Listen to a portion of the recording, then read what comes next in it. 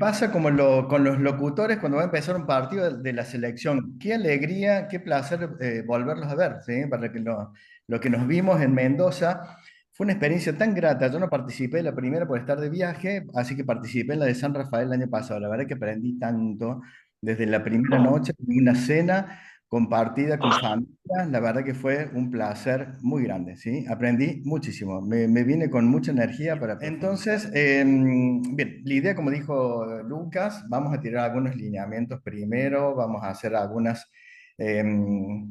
vamos a hablar un poquito de la rehabilitación, que es el tema de que nos convoca, pero la idea es hacer una charla bien descontracturada para que ustedes nos pregunten y y nos comenten todo lo que necesiten comentar. Ustedes saben, ya muchos han pasado por una serie de especialistas en la historia de sus hijos, de sus familiares, desde el pediatra, el neuropediatra, y a veces nos pasa que no todos tienen acceso al médico fisiatra, ¿sí? Yo soy médico especialista en fisiatría. El médico especialista en fisiatría es un médico especialista en rehabilitación. Por eso el tema que nos convoca hoy por parte de la asociación es la rehabilitación en nuestros chicos. El médico fisiatra, si bien el pediatra puede orientar en un primer momento hacia lo que hay que hacer en rehabilitación, el genetista por ahí es el primero que da algunos lineamientos, el neuropediatra también puede dar algunas indicaciones, pero si vamos a hablar con propiedad de quién debería organizar la rehabilitación en base a un montón de factores que ya lo vamos a ver ahora,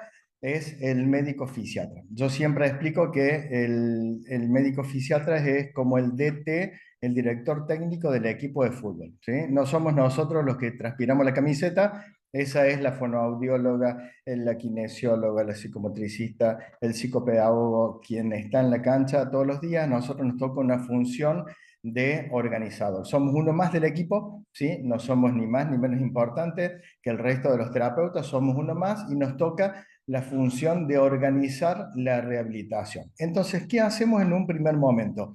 Depende en qué momento nos llega el niño recién diagnosticado con cri du chat o con síndrome de maullido de gato. A veces tenemos la suerte de que nos llegue muy temprano porque la genetista automáticamente hace el diagnóstico o hay una sospecha diagnóstica, ya nos deriva a este niño. A veces la derivación es un poco más tardía. Muchas veces nos pasa que la derivación es cuando, como nosotros decimos, está explotando alguna bomba. Hay algo que está mal, descarrilado, hay problemas serios, ortopédicos, conductuales, lo que sea, entonces nos llega un poquito tarde. Lo ideal es siempre, y esto también para que lo transmitan las nuevas familias, ya que a la asociación siempre se van acercando familias nuevas, es que como sugerencia, una humilde sugerencia, es que haya una derivación oportuna, temprana al médico fisiatra, porque nuestra función es organizarlos a ustedes con todo. Desde un primer momento, incluso desde cuestiones administrativas y burocráticas. Ustedes saben, los que son de Argentina,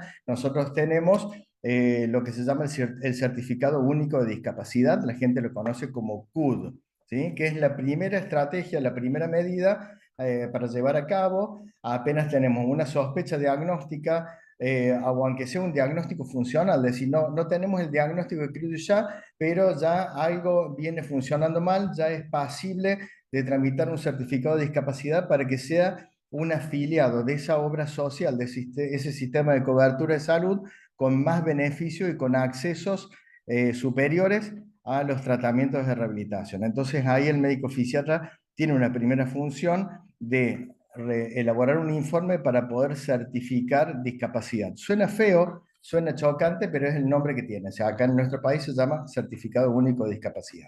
Ese es el primer arranque, si bien está lejos de lo médico, pero es parte de las reglas del juego para poder acceder a este nuevo mundo al que nos vamos a enfrentar, que es el de los tratamientos de rehabilitación. Por supuesto que si uno le sobra el dinero, decir, bueno, yo no quiero tramitar el certificado de discapacidad y me sobra la plata, no es lo que nos pasa a la mayoría, entonces uno puede hacer todos los tratamientos en forma particular. Los países limítrofes, después les voy a preguntar, me viene muy bien que haya gente de Uruguay, mucho más de Cuba, que tiene otro sistema de salud, y de Chile. Yo soy docente en Chile, así que un poco sé de cómo es Chile, entonces para que nos cuenten cómo es el sistema de cobertura allá en los otros países. Pero también para los que son de afuera, en la Argentina tenemos un sistema de cobertura, sobre todo cuando tenemos obra social, que involucra toda la rehabilitación, entonces tenemos la posibilidad de pedirle al niño todo lo que le haga falta en los tratamientos, incluido el transporte, dependiendo de la zona donde viva y el acceso que tengamos a estas prestaciones. Entonces, recibimos el niño, organizamos para tramitar el certificado de discapacidad y ya tenemos el camino allanado para indicarle las prestaciones. ¿Hay una receta mágica, hay una receta única para lo que tenemos que hacer en un primer momento? No, la verdad que no. Y si la hay, deberíamos romper un poco esa, esa estrategia que, ojo, yo cuando me empecé a formar había una recetita de cómo tenía que ser esa rehabilitación en un primer momento y hoy la tendencia es a que el diseño de la estrategia de rehabilitación sea absolutamente personalizada, con nombre y apellido. Así, este es el plan de trabajo para Juan, para Pedro, para Laurita, para Sofi, para quien sea. Armemos una estrategia de trabajo, de abordaje, donde entran a jugar un montón de variables. ¿Sí? No es lo mismo indicarle un tratamiento de rehabilitación a un niño de Córdoba capital, ¿sí? O de San Miguel de Tucumán, ¿sí? Capital, ¿sí? A que le pidamos a uno de Famaillá o le pidamos acá en Córdoba Tancacha o al sur de Santa Fe. Siempre tenemos que tener en cuenta el acceso que tengamos a las prestaciones de rehabilitación. Cuanto más nos alejamos de las grandes urbes, y eso pasa en todos los países, más difícil es conseguir gente especializada, sobre todo en neurorehabilitación. El perfil de profesionales que mejor va a funcionar para nuestros chicos son los que tengan formación en neurorehabilitación. Significa que si estamos en un lugar donde no tenemos neurorehabilitadores, estamos perdidos y todo va a andar muy mal.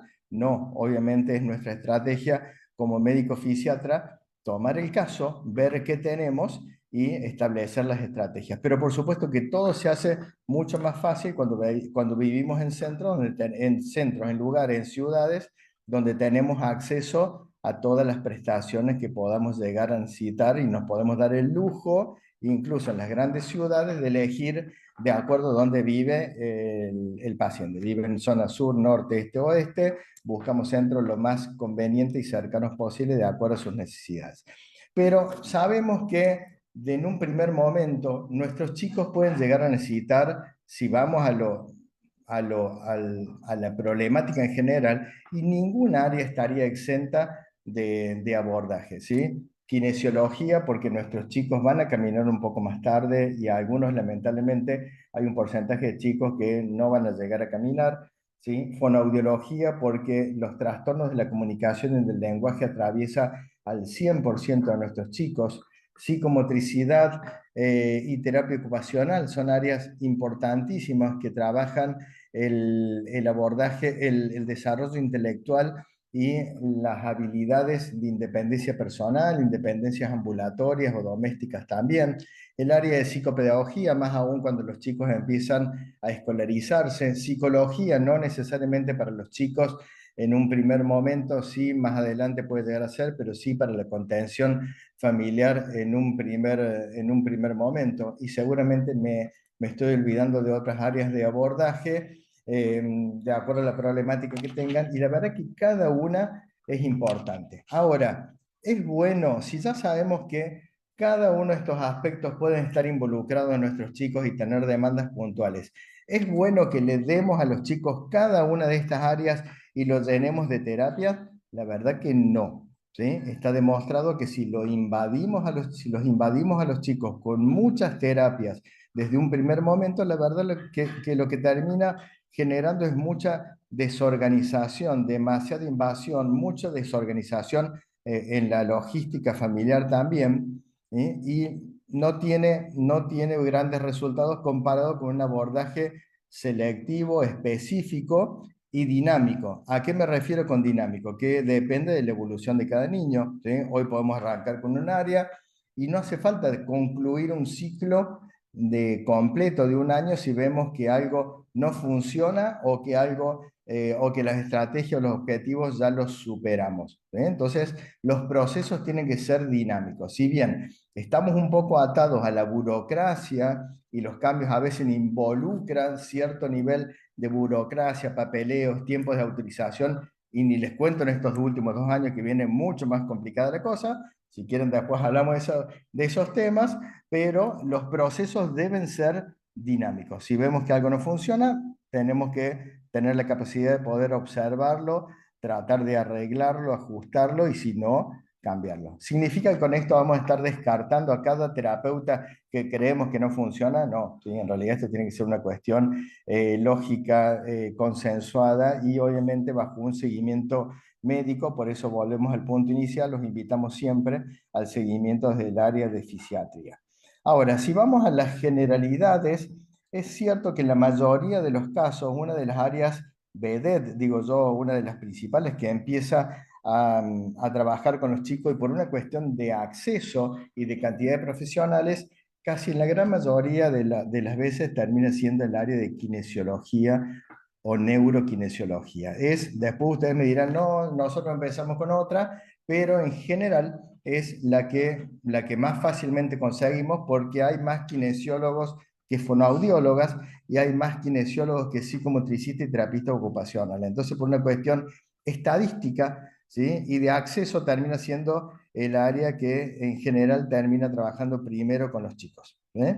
La otra área que habitualmente arranca con nuestros chicos, ¿sí? O que accedemos más fácilmente es el área de fonoaudiología. ¿Sí? Pero si vamos a lo que necesita, a ver, ¿cuál va a ser el principal problema de nuestros chicos en la evolución? Si hacemos un listado de prioridades, yo no desmenuzo a nadie, pero vamos a tratar de desmenuzar la historia y la evolución natural de la persona, el niño con síndrome de Creuset, y si vamos a las prioridades, ¿qué es lo más importante? Y en realidad, más allá del niño con Creuset, sino en el ser humano en general, lo más importante es el desarrollo intelectual. Lejos es el desarrollo intelectual. Lo que nos hace independientes como seres humanos es el intelecto, no son los piecitos, si caminamos mejor, caminamos peor o si estamos en silla de ruedas. El intelecto es lo que nos asegura un mejor funcionamiento junto de la mano con la comunicación, ¿sí? Que están íntimamente relacionados, lo que nos aseguran un cierto mayor de independencia funcional y de habilidades sociales el día de mañana. Pero ahí entramos en un tema crítico. El 100% de nuestros chicos, ¿sí? Tienen una discapacidad intelectual. ¿Sí? Es duro, ¿sí? Es feo escucharlo, biológicamente demostrado y tiene que ver con lo que genera el compromiso del cromosoma 5 a nivel de las estructuras cerebrales, a nivel de la cantidad de neuronas, de las conexiones entre las neuronas, ¿sí? Y sabemos que nuestros chicos tienen una discapacidad intelectual en un verdadero abanico, algunos en más y otros en menos. Algunos chicos asociados a trastornos de comportamiento, otros chicos no, simplemente con problemas de aprendizaje, ¿sí? O con mayores dificultades en su comunicación, pero cada niño y cada futuro adolescente y adulto tiene sus particularidades, pero si hay algo que tenemos que estimular desde un primer momento es la conexión, ¿sí? El desarrollo intelectual, la comunicación, ¿sí? Las habilidades en interacción con las otras personas, las habilidades o independencias personales, ¿sí? Son muchas cuestiones que habitualmente las abordan áreas como psicomotricidad, que eso también depende del país y depende de la región dentro de nuestro país. Hay lugares como Córdoba, por ejemplo, que pisoteamos una baldosa y hay psicomotricistas por todos lados, pero si nos vamos a Buenos Aires, ya no hay tantos psicomotricistas, hay muchas terapistas ocupacionales. En Córdoba ya ahora hay más terapistas ocupacionales, pero siguen siendo muchos más las psicomotricistas, ¿sí? No importa, el tema es justamente está la habilidad del médico fisiatra conociendo a los jugadores que tenemos en la cancha, ¿sí? Que serían nuestros pacientes, y a quienes van a trabajar con ellos, cuál va a ser la persona o el equipo o el modelo ideal para poder intervenir con ese niño de acuerdo a la problemática que tenga. Entonces puede ser tranquilamente una psicomotricista, una terapista ocupacional, y también entra a jugar la fonoaudióloga, porque ya lo hablamos un poquito, el 100% de nuestros chicos tienen un problema en la comunicación y el lenguaje.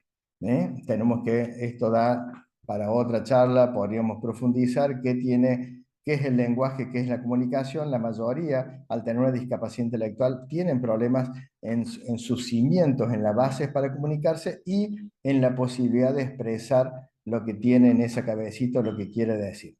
Entonces el área de fonoaudiología también es un área importante en un primer momento, es un área vedette también. Y la otra, ¿sí?, que la mencionamos al principio, que habitualmente es con la que empezamos habitual en general, es el área de neurokinesiología, por el hecho de que tenemos más acceso.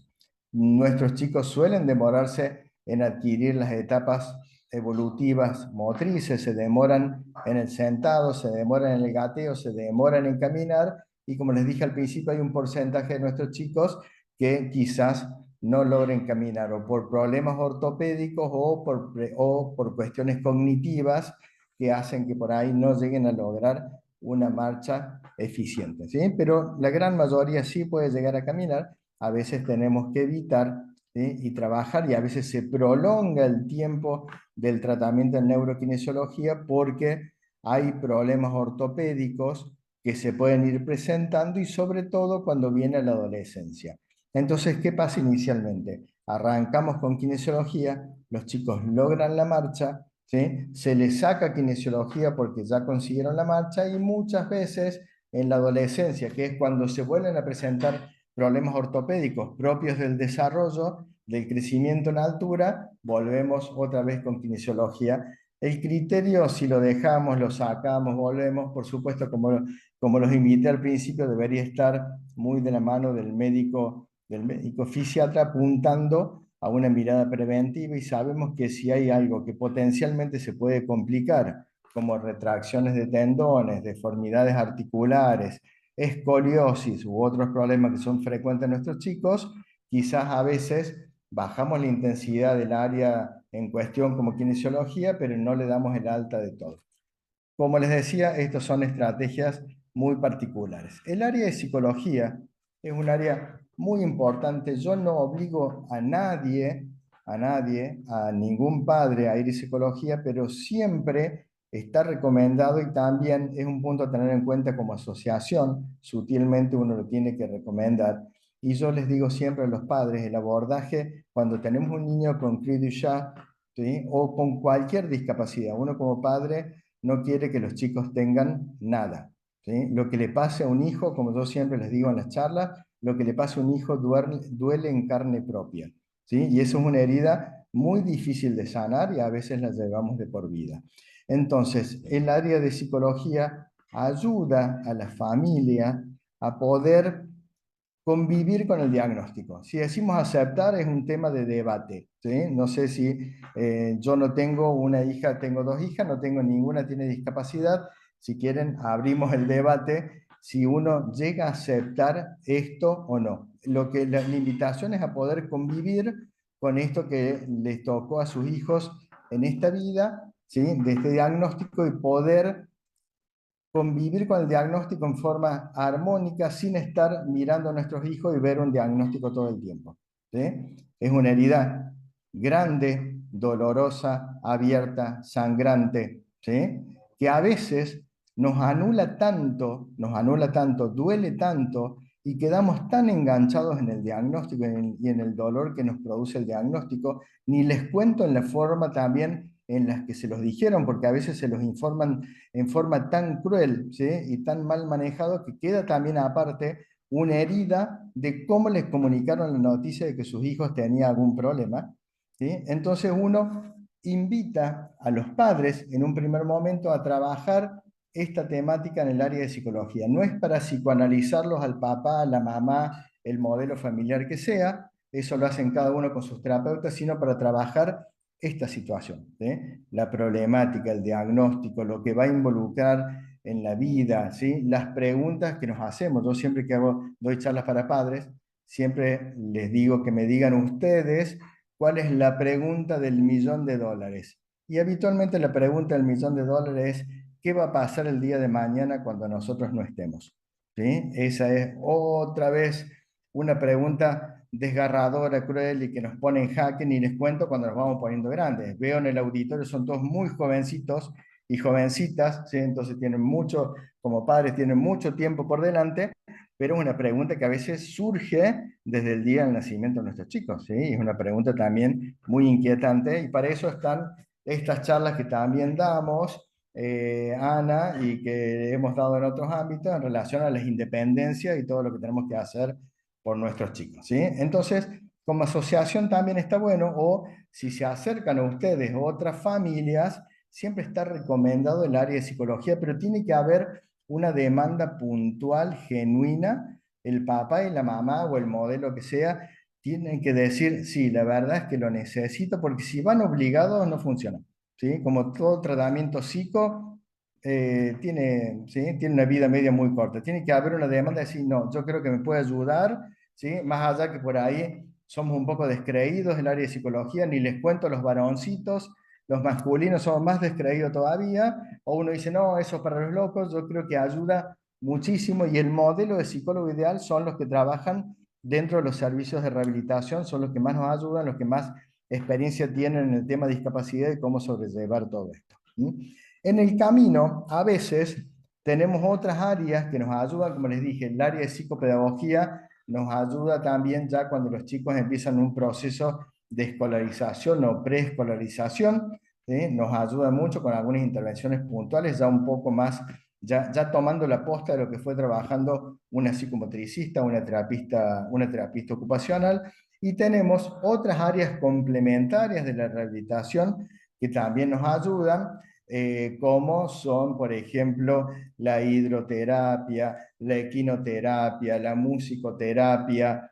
¿sí? Hay muchas otras y siempre me olvido seguramente de mencionar un montón y ustedes me las van a agregar, perdón por los que me olvido, que son actividades complementarias que en algún punto de la evolución, ojo, sobre todo en los chicos que son más grandes, pueden llegar a ser la principal estrategia, ¿sí? Porque es lo que más los motiva a los chicos y con lo que a veces vemos muchos más avances. Ahora, el gran avance, como yo siempre digo, el gran avance, la gran fonoaudióloga, la gran psicomotricista, la gran kine y la gran terapista ocupacional de los chicos es la escuela, ¿sí? La escuela no se negocia, no se discute, la mayor interacción, los mayores aprendizajes se dan en la escuela, ¿sí? Donde los chicos se cruzan con otros, donde tienen que interactuar, donde tienen que aprender, donde van a aprender estrategias de interacción con el entorno, donde van a aprender hábitos, donde van a verse en jaque para tener que comunicarse mejor,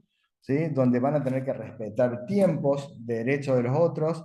Esa es donde se recoge todo lo que se cosechó, lo que se vino cosechando en un primer tiempo de rehabilitación. Entonces la escuela ya saben que no, por ley acá en este país no se negocia, es obligatoria, ¿sí? Parte de los derechos internacionales del niño, entonces, pero a veces nos pasa que algunas familias me dicen, y es necesario, doctor, mandarlo a la guardería tan chiquito, ¿sí? Mandarlo, no podemos esperar y a veces nos dormimos y esperamos hasta sala de 4, sala de 5, tema de debate, yo soy un pro jardines maternales, pro escolarización temprana, salvo que haya alguna condición clínica en particular. Yo siempre digo que la escuela tiene miles de beneficios, tiene dos cosas en contra la escuela inicial, lo que es el jardín maternal.